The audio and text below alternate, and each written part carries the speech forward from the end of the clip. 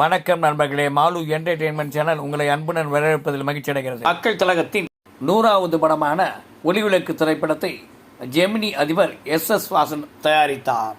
இத்திரைப்படம் 1968ஆம் ஆண்டு செப்டம்பர் 20ஆம் தேதி வெளியானது. ஒளிவிளக்கு திரைப்படத்தின் 100வது நாள் வெற்றி விழாவை ரசிகர்கள் சென்னையில் கொண்டாடிய போது மக்கள் திலகம் ஜெய்ப்பூரில் அடிமை பெண் படப்பிடிப்பில் இருந்தார் என்பது குறிப்பிடத்தக்கது. உயிருக்கு பயந்து ஓடும்போது அந்த பண்ணையார் நகைகளையும் கூடவே தூக்கிட்டு போயிட்டார்.